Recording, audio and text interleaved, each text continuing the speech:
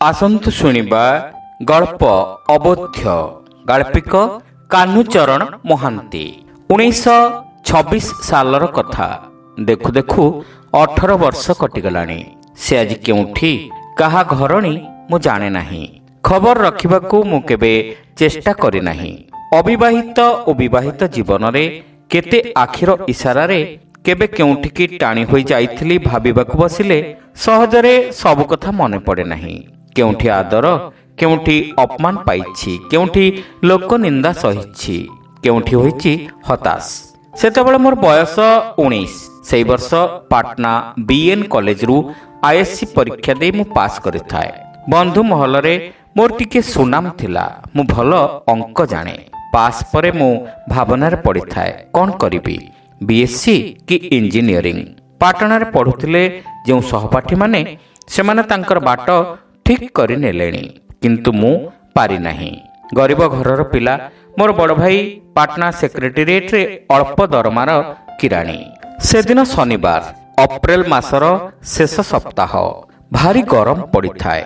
ମୋର ଏକୁଟିଆ କୋଠରୀରେ ବସି ମୁଁ ଲେଖୁଥାଏ ଗୋଟିଏ ଗଳ୍ପ। ଆର ଘରେ ପିଲା ତିନୋଟିଙ୍କୁ ନେଇ ନୂଆ ବୋଉ ଶୋଇଥାନ୍ତି। ପାଟନା ହାଇସ୍କୁଲ ଗେଟ୍ ପାଖରୁ ପଶ୍ଚିମ ମୁହାଁ ହୋଇ ଯେଉଁ ରାସ୍ତାଟି ଲମ୍ବି ଯାଇଛି, ତାରି ବାଁ ପାଖରେ ଆମର ଘର। ପଦାରୁ କି ଜଞ୍ଜିର ଖଡ଼ଖଡ଼ କଲା। ବିରକ୍ତ ହୋଇ ଉଠିଲି। ଦାଣ୍ଡ ଘରକୁ ଯାଇ କବାଟ ଖୋଲିଲି। ଚାହିଁ ଚମକି ଉଠିଲି ହଠାତ୍। ଯାହାରି କଥା ଆଜି ମୁଁ ଲେଖୁଛି, ସେ ଓ ତାର ମା, ସେମାନେ ଘର ଭିତରକୁ ଆସିଲେ। ନୂଆବୋଉ କବାଟ ଖୋଲିଲେ। ବାପା ମାଙ୍କର ସେଇ ଗୋଟିଏ ଝିଅ, ସଦ୍ୟ ଫୁଟିଲା ମଲ୍ଲି ଫୁଲ ପରି, ଯିଏ ସୁନ୍ଦର ଆଉ ହାସ୍ୟମୟୀ। ତାର ବାପା ସେକ୍ରେଟେରିଏଟ୍ର ଅନ୍ୟ ବିଭାଗରେ କାମ କରନ୍ତି। ଯେପରି ସେ ସ୍ଥୂଳକାୟ, ତାଙ୍କର ବୁଦ୍ଧିଟା ବି କୁଆଡ଼େ ସେଇପରି। ଅଭିଜ୍ଞତା ବଳରେ ଉଠି ଉଠି କେତେ ଉପରକୁ ଗଲେଣି। ସେ ବଙ୍ଗାଳୀ ବ୍ରାହ୍ମ, କିନ୍ତୁ ମୋର ବନ୍ଧୁ ମହଲରେ ସେ ହୋଇଗଲେ ବିଦିତ କେବଳ ତାଙ୍କର ଏଇ 14-15 ବର୍ଷର ଝିଅଟି ପାଇଁ। ବନ୍ଧୁ ମହଲରେ ତା ବିଷୟରେ ଅନେକ ଚର୍ଚ୍ଚା ହୁଏ। ଲୋକେ ଅନେକ କଥା କହନ୍ତି, ତାର ଦୁର୍ନାମ ରଟାନ୍ତି। ନୂଆବୋଉ ସେମାନଙ୍କୁ ନେଇ ମୋର ପଢ଼ା ଘରେ ବସାଇଲେ। ତାର ମା ନୂଆବୋଉଙ୍କର ଅନେକ ଦିନର ବନ୍ଧୁ। ଏଇ ପାଟଣାରେ କେବେ କେବେ ସଞ୍ଜ ବେଳେ ଭାଇଙ୍କ ସଙ୍ଗେ ନୂଆବୋଉ ତାଙ୍କ ଘରକୁ ବୁଲି ଯାଆନ୍ତି। ସେ ମଧ୍ୟ ଆସନ୍ତି। ଅନେକ ଦେଖା ହୁଏ, କଥାବାର୍ତ୍ତା କେବେ ହୋଇନାହିଁ। ଦାଣ୍ଡ କବାଟ ବନ୍ଦ କଲି। ଲେଖାଟା ତେଣେ ଅଧା ହୋଇ ପଡ଼ିଛି। ଟେବୁଲ ଆଗରେ ଖଣ୍ଡେ ସପ ପାରି ତିନିହେଁ ବସି ଗପ ଆରମ୍ଭ କରିଦେଲେଣି। ସେ ଘର ଭିତରକୁ ପଶି ବହିଟା ଆଣିବାକୁ ମନ ହେଉଥିଲେ ମଧ୍ୟ ଗୋଡ଼ ଚଳୁନାହିଁ। ସେ ଯେଉଁ ଝିଅଟା ଅଛି, କେବଳ ତାରି ପାଇଁ ସଙ୍କୋଚ। ନୂଆବୋଉଙ୍କୁ ମୋର ଭାରି ଡର। ସେ ମନ କଥା ଜାଣିପାରନ୍ତି। ରାଗନ୍ତି ନାହିଁ, ହସନ୍ତି ନାହିଁ, କଟମଟ କରି ଚାହାନ୍ତି। ଭୟରେ ମୁଁ ଥରି ଉଠେ। ଦିନେ ତାଙ୍କ ଆଖିରେ ଧରା ପଡ଼ିଥିଲି। ଆମ ଘର ଆଗରେ ସେ ଯେଉଁ ବଙ୍ଗାଳୀ ବାବୁଟି ରହୁଛି, ବୟସ 50 ପାଖେଇଲାଣି। 5ଟା ପିଲାର ବାପ ହୋଇ 2 ବର୍ଷ ତଳେ ଘରଣୀଙ୍କୁ ହରାଇ ନୂଆ ବାହା ହୋଇଛନ୍ତି।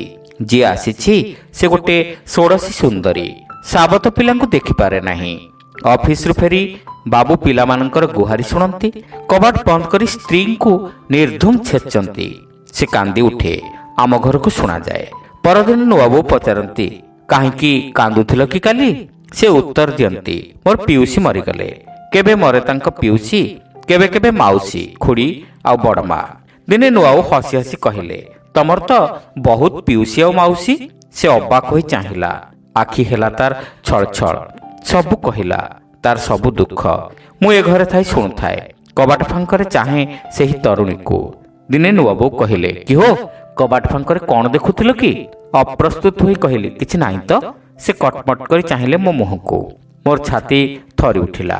ତଳକୁ ମୁହଁ ପୋତିଲି। କହିଲେ, ଯାଅ ପଢ଼ ପଢ଼। ପର ଘରର ଝିଅ ବୋହୂଙ୍କୁ ସେମିତି ଚାହିଁବ ନାହିଁ। ଧୀରେ ଧୀରେ ମଝି ଘରେ ପଶିଲି। ପିଲା ତିନୋଟି ନିଶ୍ଚିନ୍ତରେ ଶୋଇଛନ୍ତି। ଗୋଟେ ବୁଦ୍ଧି ଖେଳିଲା ମୁଣ୍ଡରେ। ସାନଟା ରୋଗିଣା, ପୁଣି କାନ୍ଦୁରି, ବର୍ଷକର ଝିଅ। ନୂଆବୋଉ ତାକୁ ବେଶୀ ଭଲ ପାଆନ୍ତି। ଆସ୍ତେ ଚିମୁଟି ଦେଲି। ସେ ଉଠିଲା ଆଉ କାନ୍ଦିଲା। ଭାବିଲି ଏଥର ନୂଆବୋଉ ଆସିବେ। ତାଙ୍କ ସଙ୍ଗେ ଆଗନ୍ତୁକା 2 ଜଣ ମଧ୍ୟ ଆସିବେ। ମୁଁ ମୋର ପଢ଼ା ଘରକୁ ଚାଲିଯିବି। ନୂଆବୋଉ ଡାକିଲେ, ବିଶୁ, ପିଲାଟାକୁ କାହିଁକି ଉଠେଇଲେ ଯେ? ଦେଇଯା। ଓଃ, ମୁଁ ତାଙ୍କୁ କେବେ ହେଲେ ଜିତି ପାରି ନାହିଁ। ମୋର ସବୁ କଥା, ସବୁ ଚାଲାକିକୁ ସେ ଧରି ପକାନ୍ତି। ପିଲାଟା ରାହା ଧରି କାନ୍ଦିଲା। ନ ନେଇ ଉପାୟ ନାହିଁ। ତାକୁ ନେଇ ନୂଆବୋଉଙ୍କୁ ଦେଲି। 14-15 ବର୍ଷର ଯେଉଁ ଝିଅଟି ଅମଳା ତାର ନାଁ, ଆଖି ଟେକି ମୋତେ ଚାହିଁଲା। ତାର ମା ମଧ୍ୟ ଦୂରରୁ ଦେଖିବାକୁ ଯାହାକୁ ଲୋକ ଡହଳ ବିକଳ ହେଉଥାଏ, ଥରଟିଏ ଚାହିଁ ଦେବାକୁ ଖୋଜେ କେତେ ଆଡ଼ା, ପାଖରେ ଦେଖିଲେ ଆଖି ଟେକି ହୁଏ ନାହିଁ, ପଳାଇ ଆସିବାକୁ ମନ ହୁଏ। ନୂଆବୋଉ କହିଲେ, ପିଲାଟାକୁ ଚିମଟିଲ ପରା। ହସିଲେ। ଆଉ 2 ଜଣ ମଧ୍ୟ ମୁଚକେଇ ହସିଲେ। ରାଗ ହେଲା ମନରେ, କିଛି କହିପାରିଲେ ନାହିଁ। ଅମଳାର ମା କଣେଇ କହିଲେ, ବସ। ନୂଆବୋଉଙ୍କ ଦୃଷ୍ଟିରେ ଅନୁମତିର ସଂକେତ ପାଇଲି। ଟିକିଏ ଛାଡ଼ି ବସିଲି। ଅମଳା ସଙ୍ଗେ ସେଇଥର ମୋର ପ୍ରଥମ ଦେଖା। ଯେତେବେଳେ ଯାଏ ସେଠାରେ ବସିଲି, ଅମଳା ପାଟି ଖୋଲି ନାହିଁ। ତାର ମା ଆଉ ନୂଆବୋଉ କେତେ ଆଡ଼ର କେତେ କଥା ଗପିଲେ। ତା ଭିତରେ ବେଶୀ ହେଉଛି ଘର କରଣା କଥା। 5ଟା ବାଜିଲା। ନୂଆବୋଉ ସେମାନଙ୍କର ଚର୍ଚ୍ଚା କଲେ। ସେକ୍ରେଟେରିଏଟରୁ ଜଣ ଜଣ ହୋଇ ଲୋକେ ଫେରିଲେ। ସେମାନେ ଯିବାକୁ ବାହାରିଲେ। ନୂଆବୋଉଙ୍କର ଆଦେଶ ପାଇ ତାଙ୍କୁ ଛାଡ଼ି ଦେଇ ଆସିବାକୁ ଗଲି। ବାଟରେ କଥାଭାଷା। ଅମଳାର ମା କେଡ଼େ କୋମଳ, ସ୍ନେହ ଭରା ତାଙ୍କର କଥା। କହିବାର ଭଙ୍ଗୀରେ ଶତ୍ରୁକୁ ମଧ୍ୟ ଆପଣାର କରିନେବେ। ଅମଳା ଭଲ ପଢ଼େ, ହେଲେ ଅଙ୍କରେ ଦୁର୍ବଳ। ତା ବାପା ଅଜୟ ବାବୁ ଇତିହାସରେ ଗ୍ରାଜୁଏଟ୍। ଅଙ୍କ ଜଣା ନାହିଁ। ମାଷ୍ଟର ରଖି ଝିଅକୁ ପଢ଼ାଇବାକୁ ତାଙ୍କର ଛାତି ପତାଉ ନାହିଁ। ତାଙ୍କର ଧାରଣା ଟ୍ୟୁସନ ମାଷ୍ଟରଗୁଡ଼ା ଭଲ ନୁହନ୍ତି। ଅଜୟ ବାବୁ କଲିକତାରେ ତାଙ୍କୁ ପଢ଼ାଉଥିଲେ। ପଢ଼ା ତ ହେଲା ନାହିଁ, ଶେଷକୁ ବିବାହ ହେଲା। ତାଙ୍କର ଅନ୍ୟ 2 ଭଉଣୀ କେତେ ଭଲରେ ଅଛନ୍ତି। ଜଣେ ICS ଅଫିସରଙ୍କ ଘରଣୀ, ସେ ପଞ୍ଜାବୀ, ଲାହୋରବାସୀ। ଆର ଜଣକ ବିଶାଖାପଟ୍ଟନମରେ ଥାନ୍ତି। ସେମିତି ଜଣେ ବଡ଼ ଅଫିସରଙ୍କ ହାତ ଧରିଛନ୍ତି, ତେଲେଙ୍ଗା। ଏକା ସେ। ତେବେ ତାଙ୍କର ମନରେ ଦୁଃଖ ନାହିଁ। ଅଜୟ ବାବୁ ବେଶ ଭଲ ମଣିଷ। ଅମଳାର ଅଙ୍କ ଦେଖିବାକୁ ସେ ଅକ୍ଷମ। ମୋର ତ ସମୟ ଅଛି, ଛୁଟି, କାମ ନାହିଁ। ସେ ତ ମୋତେ ପୁଅ ପରି ଦେଖନ୍ତି, ଭଲ ପାଆନ୍ତି। 4ଟା ପରେ କିମ୍ବା ସଞ୍ଜବେଳେ କେବେ କେମିତି ଅମଳାର ଅଙ୍କ ଦେଖିଲେ ଭଲ ହୁଅନ୍ତା। ଅମଳା ମୋର ଭଉଣୀ ପରି, ଇତ୍ୟାଦି ଇତ୍ୟାଦି। ତାଙ୍କ ଘରେ ପହଞ୍ଚିଲା ବେଳକୁ ଅଜୟ ବାବୁ ଆସି ପହଞ୍ଚିଥିଲେ। ପ୍ରଣାମ କଲି। ସେ ମୁଣ୍ଡ ହଲାଇ ହସିଲେ। ଘଣ୍ଟାଟିଏ ତାଙ୍କ ଘରେ ରହିଲି। ଜଳଖିଆ, ଚା ଆଉ ଗପ। ଅମଳା ମଧ୍ୟ ଗପରେ ଯୋଗ ଦେଲା। ଏଣୁ ତେଣୁ 2-4 ପଦ କଥାଭାଷା ମଧ୍ୟ ତା ସଙ୍ଗେ ହେଲି। ବିଦାୟ ନେଲି। ଅମଳାର ଶେଷ କଥା, କେବେ ଆସିବେ? ଉତ୍ତର ଦେଲି, ଆସିବି। ମନ ଆନନ୍ଦରେ ଫେରିଲି। ଆଜି ମୁଁ ଗଡ଼ ଜିତିଛି। ଯେଉଁ ଅମଳାକୁ ଦେଖିବାକୁ ମୋର ବନ୍ଧୁମାନେ ଛଟପଟ ହୁଅନ୍ତି, ଦରକାର ନଥିଲେ ମଧ୍ୟ ତାଙ୍କରି ଘର ଆଗେ ରାସ୍ତା ବାଟେ ଟହଲ ମାରନ୍ତି। କାଳେ ଝରକାର ପର୍ଦ୍ଦାଟା ଟିକେ ଖସି ଯାଇଥିବ, ସେଇ ବାଟେ ଦେଖାହେବ, ସେଇ ଅମଳା ମୋର ବନ୍ଧୁ ହେଲାଣି। ମୁଁ ଭାଗ୍ୟବାନ। ମୋର ବନ୍ଧୁମାନଙ୍କର ଧାରଣା ଅମଳା ଗର୍ଦାନିବାଗର ଉଦୀୟମାନ ଚନ୍ଦ୍ର, ସୁନ୍ଦର, ନିର୍ମଳ। ଗାର୍ଲ ସ୍କୁଲ ଗାଡ଼ି ପଛରେ 6 ମାସ କାଳ ଧାଇଁ ଧାଇଁ ଫକୀର ମୁଖାର୍ଜୀ ଆଉ ଅଜିତ ହତାଶ ହୋଇ ଦୀର୍ଘଶ୍ୱାସ ଛାଡ଼ିଥିଲେ। ଦିନେ ଅନ୍ଧାର ରାତିରେ କେଡ଼େ ସାହସରେ ଫକୀର ଗଲା ଝରକା ପାଖକୁ। ଅଧା ମୁକୁଳା ପର୍ଦ୍ଦାର ଅନ୍ତରାଳରେ ପ୍ରାଣ ଭରି ଅମଳାର ରୂପକାନ୍ତି ପାନ କରିବା ତାର ଇଚ୍ଛା। ଅଜିତ ଦୂରରେ ଠିଆ ହୋଇଥାଏ, କିନ୍ତୁ ଆହା, ଭାଗ୍ୟରେ ଥିଲା ଅମଳାର କୁଳୁକୁଞ୍ଚା ପାଣି। ବନ୍ଧୁ ଦୁହେଁ ହତାଶ ହୋଇ ଫେରିଥିଲେ ସିନା, ଫକୀର ଜୀବନରେ ଅମଳାର ସେହି ଅଜଣା କୁଳୁକୁଞ୍ଚା କିପରି ଗୌରବର ଟୀକା ପିନ୍ଧାଇ ଦେଇଥିଲା। କେତେ ବନ୍ଧୁଙ୍କ ଆଗରେ ସେ କଥା ସେ ଗପିଛି। ଶୁଣି ଶୁଣି ବନ୍ଧୁ ରାଜେନ୍ଦ୍ର ପ୍ରସାଦ ନିଶରେ ହାତ ପକାଇ ପ୍ରତିଜ୍ଞା କରିଥିଲା, ବନ୍ଧୁ ଉପରେ ଅପମାନର ପ୍ରତିଶୋଧ ସେ ନେବ। ଅମଳାର ଫଟୋ ଗର୍ଦାନିବାଗର ପ୍ରତି ଆଲୁଅ ଖମ୍ବରେ ଲାଗିବ। 2 ମାସ କାଳ ସନ୍ଧ୍ୟା ପରେ ହାତରେ କ୍ୟାମେରା ଧରି ସେ ସେଇ ବାଟରେ ଟହଲ ମାରିଛି। ପରୀକ୍ଷା ପାଖେଇ ଆସିଲା, ତଥାପି ତାର ଝୁଙ୍କ ଭାଙ୍ଗିଲା ନାହିଁ। ମୁଁ ମଧ୍ୟ ଅନେକ ଥର ତାରି ସାଙ୍ଗରେ ଯାଇଛି। ଦିନେ ସୁଯୋଗ ମିଳିଲା। ଅନ୍ଧାର ରାତି, ଝରକାରେ ପର୍ଦ୍ଦା ନାହିଁ। ଟେବୁଲ ସେପାଖେ ଅମଳା ବସି ଏକ ଧ୍ୟାନରେ ପାଠ ପଢୁଛି। ଆଗରେ ଜଳୁଛି ଲ୍ୟାମ୍ପ। ଟେବୁଲ ଉପରୁ ମୁଣ୍ଡ କି ଆଖି ଉଠାଉ ନାହିଁ। କି ସୁନ୍ଦର! ରାଜେନ୍ଦ୍ର ତନ୍ମୟ ହେଲା। ମୋ ହାତକୁ ଟାଣି ନେଇ ଚୁମ୍ବନ କରି କହିଲା, ହାୟ ରେ ଦୋସ୍ତ। ଛପି ଛପି ଝରକା ପାଖକୁ ଗଲା। ଟିକିଏ ଦୂରରୁ ମନେ ମନେ 1, 2, 3, ଆହୁରି ଥରେ ଧାଇଁ ଆସିଲା ମୋ ପାଖକୁ। ଏଥର ଯିବ କୁଆଡ଼େ? ଫଟୋ ଗୁଡ଼ାକ କଳା ହୋଇଯାଇଛି, କିଛି ଜାଣି ହେଉନାହିଁ। ତଥାପି ରାଜେନ୍ଦ୍ର ମୁହଁ ଟାଣ କରି କହେ, ଆରେ ଏ କଳା ପର୍ଦ୍ଦା ଭିତରେ ସେ ଛପି ରହିଛି। ଲଗାଏ ମୁହଁରେ, ରଖେ ଛାତି ପକେଟରେ। ସେଟା ତାର ସିକ୍ରେଟ। ଅନ୍ୟ କେହି ବୁଝନ୍ତି ନାହିଁ, ବୁଝେ ସେ। ହତାଶା ଭିତରେ ଅନୁଭବ କରେ ତୃପ୍ତି। ସେଇ ଅମଳା ମୋର ଅତି ପାଖରେ, ହାତ ପାହାନ୍ତାରେ। ଯେତେବେଳେ ଇଚ୍ଛା ଦେଖାହେବ, କଥାଭାଷା। କିନ୍ତୁ ନୂଆବୋଉଙ୍କର ତୀକ୍ଷ୍ଣ ଆଖିକୁ ମୋତେ ଡର ମାଡ଼େ। ସେ ସବୁ ଠଉରେଇ ନେବେ। ନା, ତାଙ୍କୁ କହିବି ନାହିଁ। କହିବି ଯଦି ଯାଉ ଦିନାକାତେ। ଅଜୟ ବାବୁଙ୍କ ଘରେ ମୋର ପୂର୍ଣ୍ଣ ସ୍ୱାଧୀନତା, ଯେପରି ମୁଁ ସେଇ ଘରର ଜଣେ ଲୋକ। ଯେତେବେଳେ ଇଚ୍ଛା ସେତେବେଳେ ମୋର ଅବାଧ ଗତି। ତେବେ ଜାଣି ଜାଣି ମୁଁ ସବୁବେଳେ ଯାଏ ନାହିଁ। ଆଗ୍ରହ ହୁଏ, ଡରୁଥାଏ ମନରେ। କାଳେ କିଏ କ'ଣ ଭାବିବ, କାଳେ କିଏ କ'ଣ କହିବ, କାଳେ ବନ୍ଧୁ ଜାଣିନେବେ, ଥଟ୍ଟା କରିବେ। ଠିକ୍ ସଞ୍ଜ ଆଗରୁ ମୁଁ ଆସେ। ଅଗଣାରେ ପଡ଼ିଥାଏ ଯେଉଁ ଟେବୁଲଟି, ତାରି ଚାରିପାଖେ ଅମଳା ଚାରିଖଣ୍ଡି ଚୌକି ପକାଏ। ସାମ୍ନା ସାମ୍ନି ହୋଇ ବସନ୍ତି ଅଜୟ ବାବୁ ଓ ତାଙ୍କ ସ୍ତ୍ରୀ। ସାମ୍ନା ସାମ୍ନି ହୋଇ ବସୁ ମୁଁ ଓ ଅମଳା। ବିସ୍କୁଟ, କେକ୍ ଆଉ ଚା। ଗପ ପଡ଼େ କେତେ ଆଡ଼ର, କେତେ କାଳର। ଅଜୟ ବାବୁ ଭାରି ଗପୁଡ଼ି ଲୋକ। ତାଙ୍କ ଛାତ୍ର ଜୀବନର ସବୁ କଥା ଗପନ୍ତି। କିପରି ଅମଳାର ମାଙ୍କ ସଙ୍ଗେ ତାଙ୍କର ପ୍ରଥମ ଦେଖା, କିପରି ପାଟିରେ ବାଟୁଳି ବାଜେ ନାହିଁ, ନିସଂକୋଚ। କେତେବେଳେ କହୁ କହୁ ସେ ପରିସ୍ଥିତି ଭୁଲି ଯାଆନ୍ତି। ଅମଳାର ମା ଉଠିଯାଆନ୍ତି କହି କହି, ଆହା କ'ଣ ଯେ ଗପୁଛ ଏଡ଼ୁ ସେଡ଼ୁ, ପିଲା ଦିଟା ବସିଛନ୍ତି ପାଖରେ, ଦିଶୁନାହିଁ କି? ଅମଳାର ମୁହଁ ନାଲି ହୋଇ ଉଠେ। ମୁଁ ଚାହିଁପାରେ ନାହିଁ ତା ଆଖିକୁ। ଅଜୟ ବାବୁ କଥା ବନ୍ଦ କରନ୍ତି ଏତିକି କହି, 2-4 ମାସ ତମର ମାଷ୍ଟ୍ରି କରିଥିଲି, ସାରା ଜୀବନ ତମର ଛାତ୍ର ହେବାକୁ ପଡ଼ିଲା। ଅମଳାର ମା ଆର ଘରୁ କହି ଉଠନ୍ତି, ବେଶ ମାଷ୍ଟ୍ରି ତ କରିଥିଲ, ଦରମା ତ ଯାହା ନେଲ, ତା ସାଙ୍ଗକୁ। ବୁଢ଼ା ରସିକତା କରି କହନ୍ତି, ତା ସାଙ୍ଗକୁ ତମର ମନଟା। ଝିଅ ଆଗରେ ଅପରିଚିତ ନହେଲେ ବି ଜଣେ ଅଜଣା ଅଶୁଣା ଛାତ୍ର ଆଗରେ ଯେତେବେଳେ ଆଦ୍ୟ ଯୌବନର ଇତିହାସ ସେ ବଖାଣନ୍ତି, ସତେ କି ସେ ନିଜକୁ ଆଉ ଦୁନିଆକୁ ଭୁଲି ଯାଆନ୍ତି। ହାରମୋନିୟମ ଆସେ, ଅମଳା ଗୀତ ବୋଲେ। ଭୁଲ ହେଲେ ତା ମା ଆସି ବତାଇ ଦିଅନ୍ତି, ନିଜେ ବି ବୋଲନ୍ତି। ଅମଳାର କଣ୍ଠ ସୁନ୍ଦର, କିନ୍ତୁ ମୋତେ ମୁଗ୍ଧ କରେ ତା ଗାଇବାର ଭଙ୍ଗୀ, ତାର ସୁନ୍ଦର ଉଜ୍ଜଳ ଆଖି ଦିଓଟିର ପ୍ରାଣ ପୁଲକ, ମନପରସା ଗତି। ତାର ମାଙ୍କର ସ୍ୱର ବୀଣା ଜିଣା ସ୍ତବ୍ଧ ହୁଏ। ଗୀତ ଶେଷ ହୁଏ, କିନ୍ତୁ ରାଗିଣୀ ଝଙ୍କୃତ ହେଉଥାଏ କାନରେ। ଅଜୟ ବାବୁ ବିହ୍ୱଳ ହୋଇପଡ଼ନ୍ତି, କହନ୍ତି, ବୋଲ ନା ସେ ଗୀତଟା 25 ବର୍ଷ ତଳେ ତୁମର କୋଠା ଉପରେ ଯୋଉଟା ଗାଇଥିଲ, ବୋଲ ନା, ଯାହାକୁ ଶୁଣି ମୁଁ ତନ୍ମୟ ହୋଇଥିଲି, ଯେଉଁ ରାଗିଣୀ ମାଷ୍ଟର ଓ ଛାତ୍ର ଦିଓଟିର ଆତ୍ମାକୁ ବାନ୍ଧି ପକାଇଥିଲା। ତମେ କ'ଣ ପାଗଳ ନା ଅନ୍ଧ? ଉଠିଯାଆନ୍ତି। ପାଠ ଆରମ୍ଭ ହୁଏ ଘର ଭିତରେ, କେବଳ ଅଙ୍କ। ଅମଳା ବହୁତ ଇଣ୍ଟେଲିଜେଣ୍ଟ, ଟିକିଏ ବତାଇ ଦେଲେ ସେ ମାଡ଼ିଯାଏ। ମୁଁ ପାଖରେ ବସି ତାକୁ ଦେଖୁଥାଏ। ଦିନେ ଦିନେ ଅଜୟ ବାବୁ ଓ ତାଙ୍କ ସ୍ତ୍ରୀ ଆମକୁ ଏକୁଟିଆ ଛାଡ଼ି ଦେଇ ବୁଲିବାକୁ ବାହାରନ୍ତି। ନିସଂକୋଚରେ ଅମଳା ମୋରି ପାଖରେ ବସି ପଢ଼େ। ଦୁହେଁ ଆମେ ଗଳ୍ପ କରୁ, ପରସ୍ପରକୁ ଚାହିଁ ହସୁ। ମନ ଭିତରେ ନିଆଁ ଜଳେ, କ'ଣ ଯେପରି କହିବାକୁ ମନ ହୁଏ। ଅମଳାର ମୁହଁକୁ ଚାହିଁ କିନ୍ତୁ ପାଟି ଖୋଲେ ନାହିଁ। 8ଟା ବାଜେ, ମୁଁ ଫେରେ। ନୂଆବାବୁ ପଚାରନ୍ତି, ଏତେ ଡେରି ଯାଏ କେଉଁଠି ଥିଲ କି? କହେ, ସିହ୍ନା ଲାଇବ୍ରେରୀରେ ପଢ଼ୁଥିଲି। ଦିନେ ଦିନେ କହେ, ଅଜୟ ବାବୁଙ୍କ ଘରେ ଥିଲି। ସେ ଗୋଟାଏ ଛୋଟ ହୁଁ ମାରନ୍ତି, ସାମାନ୍ୟ ହସନ୍ତି। ମୋତେ ଡର ମାଡ଼େ। ସେ ସତେକି ମୋ ପେଟ ଭିତରର କଥା ଜାଣିପାରନ୍ତି। ଚୋର ପରି ଛପି ଛପି ମୋର ପଢ଼ା ଘରେ ପଶେ। ଭାଇ ଦେଖନ୍ତି, କହନ୍ତି, ଆରେ ଶୁଣିଲଣି, ଅଜୟ ବାବୁ ବିଶ୍ୱକୁ ବହୁତ ପ୍ରଶଂସା କରୁଥିଲେ। ନୂଆବାବୁଙ୍କର ସେଇ ପଦଟିଏ କଥା, ହୁଁ। ଅଜୟ ବାବୁଙ୍କ ଘରେ ମୋର ଯେ ସ୍ୱାଧୀନତା, ସେ ଖବର ମୋର ବନ୍ଧୁମାନେ କେହି କେହି ଜାଣି ପକାଇଲେଣି। ମୋତେ ପଚାରିଲେ ମୁଁ ଭୁରୁଡ଼ି ମାରେ। ମୋର ତରୁଣ ମନରେ ଅମଳାର ରୂପ, ବ୍ୟବହାର ସବୁ ଗୋଟାଏ ହୋଇ ସ୍ୱପ୍ନମୟ ଆବେଗ ଆଣି ଦେଇଥିଲା। ମନରୁ ତାର ଛାଇକୁ ତଡ଼ିବାକୁ ଚେଷ୍ଟା କଲେ ମଧ୍ୟ ସେ ଯାଉନଥିଲା। ଇଚ୍ଛା ହେଉଥିଲା ସବୁବେଳେ ତାରି ପାଖରେ ବସିଥାନ୍ତି କି। ଇଚ୍ଛା ହେଉଥିଲା ଅଜୟ ବାବୁଙ୍କ ଜୀବନର ଇତିହାସକୁ ନୂଆ କରି ଅଭିନୟ କରିବାକୁ।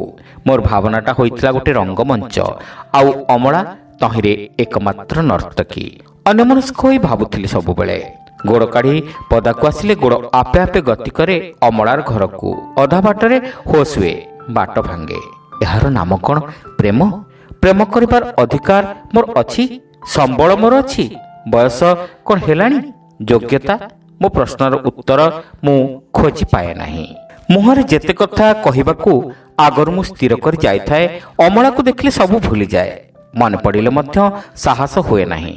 କେତେ ଭାବିଚିନ୍ତି ଶେଷକୁ ଥରିଲା ହାତରେ ଥରେ ଖଣ୍ଡେ ଚିଠି ଲେଖିଲି। କ'ଣ ଲେଖିଥିଲି ମୋର ମନେ ନାହିଁ। ଚିଠି ଖଣ୍ଡିକୁ ପକେଟରେ ରଖି ସେଦିନ ଅମଳା ଘରକୁ ଗଲି। ଘର ଭିତରକୁ ପଶିଲା ବେଳକୁ ଗୋଡ଼ ଥରି ଉଠୁଥାଏ, ଯେପରି ମୁଁ କ'ଣ ଚୋରି କରିବାକୁ ଆସିଛି। ଇଚ୍ଛା ହେଉଥାଏ ପଦାକୁ ଯାଇ ଚିଠିଟାକୁ ଚିରି ଟିକ୍ ଟିକ୍ କରି ଫୋପାଡ଼ି ଦେବି। ପୁଣି ଭାବେ, ନାଇଁ, ସେ ବି ମୋତେ ଲଭ୍ କରୁଥିବ। ବଡ଼ କଷ୍ଟରେ କେଡ଼େ କୌଶଳରେ ଅଙ୍କ ବହି ମଝିରେ ଚିଠି ଖଣ୍ଡେ ରଖିଦେଇ ଆସିଲି। ପଦାକୁ ଆସି ଦୀର୍ଘ ଶ୍ୱାସ ଛାଡ଼ିଲି। ଆଉ ଯାଇପାରିଲି ନାହିଁ। ମୋର ମୁଣ୍ଡ ଘୁରିଗଲା। ଆରେ ମୁଁ କ'ଣ କଲି ସତରେ? ଯଦି ଧରା ପଡ଼େ କ'ଣ ସେମାନେ ଭାବିବେ? ସେମାନଙ୍କର ସ୍ନେହର ପ୍ରତିଦାନ କ'ଣ ମୁଁ ଏମିତି ଦେଲି? କାନ୍ଦ ମାଡ଼ିଲା, ଆଖିରେ ଭରିଲା ଲୁହ। ମୁଣ୍ଡର ବାଳ ଛିଣ୍ଡାଇ ପୁଣି ଫେରି ଆସିଲି ଅମଳାର ଘରକୁ। ନା, ନିଶ୍ଚୟ ଚିଠି ଖଣ୍ଡିକୁ ଫେରାଇ ଆଣିବି। ଅମଳାର ଘରେ ସବୁ ଆଲୁଅ ଲିଭିଲାଣି, ଶୋଇଗଲେଣି ସମସ୍ତେ। କ'ଣ କରିବି ବୁଦ୍ଧି ଦିଶିଲା ନାହିଁ।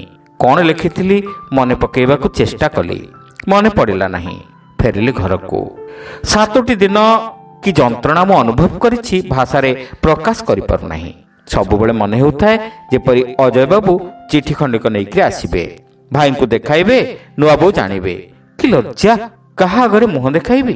7 ଦିନ ମୁଁ ଘରୁ ବାହାରି ପାରିଲି ନାହିଁ। ଶନିବାର ଦିନ ସଞ୍ଜରେ ଅଜୟ ବାବୁ ମୋ ନାଁ ଧରି ଡାକିଲେ। ଭାଗ୍ୟକୁ ଘରେ ଭାଇ ନଥାନ୍ତି। ମୋର ଛାତି ଉଠୁଥାଏ ପଡ଼ୁଥାଏ। କେଡ଼େ କଷ୍ଟରେ ମୁଁ କବାଟ ଖୋଲିଲି, ଆସି ବାହାରକୁ ପ୍ରଣାମ କଲି।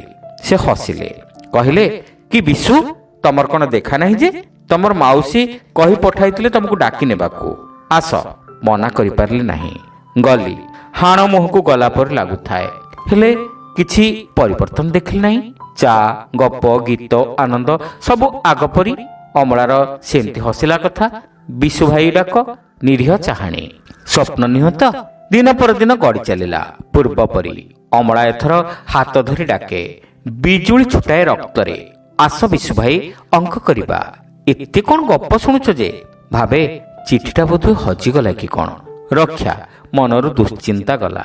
ତଥାପି ଅମଳା ପ୍ରତି ମୋହ ମନରୁ ଗଲା ନାହିଁ। ଦିନେ ସନ୍ଧ୍ୟାରେ ଆମ ଦୁହିଁଙ୍କୁ ଏକାଠି ଛାଡ଼ି ଅଜୟ ବାବୁ ଓ ତାଙ୍କର ସ୍ତ୍ରୀ ବୁଲିବାକୁ ବାହାରିଗଲେ। କେଇ ଖଣ୍ଡ ଅଙ୍କ ଶେଷ କରି ଏଣୁତେଣୁ ଗଳ୍ପ କରୁଥାଉ ମନ ଛକପକ ହେଉଥାଏ ଗୋଟାଏ କଥା ପଚାରି ଦେବାକୁ। କହିଲି, ଅମଳା, ଗୋଟାଏ କଥା ପଚାରିବି, ସାହସ ହେଉନାହିଁ। ଯେପରି ଆଶ୍ଚର୍ଯ୍ୟ ହୋଇ ମୋ ମୁହଁକୁ ଚାହିଁଲା। କ'ଣ ଭାବି ଉତ୍ତର ଦେଲା ପ୍ରଶ୍ନରେ। ସାହସ ହେଉନାହିଁ କାହିଁକି? ରହି ରହି କହିଲି, ଗୋଟାଏ ଭୁଲ କରିଦେଇଛି। ଅଙ୍କ? ସେ ହସିଲା। କହିଲି, ବିଦ୍ରୂପ କରୁଛୁ? ମୁଁ ତୋ ପାଖରୁ କ୍ଷମା ଚାହେଁ। ଚମକି ଉଠିଲା ପରେ ସେ କହିଲା, କ୍ଷମା ମୋ ପାଖରୁ? ଉଠି ଠିଆ ହେଲା, ମୋର ହାତ ଧରି କହିଲା, କହ ବିଶୁ ଭାଇ, ମୁଁ କ'ଣ ଅପରାଧ କରିଛି ତମ ପାଖରେ? ତାର ଆଖି ଛଳଛଳ ହେଲା। ମୁଁ କୁଣ୍ଠିତ କଣ୍ଠରେ ଧୀରେ ଧୀରେ କହିଲି, ତୋ ପାଖକୁ ମୁଁ ଗୋଟାଏ ଚିଠି ଲେଖିଥିଲି।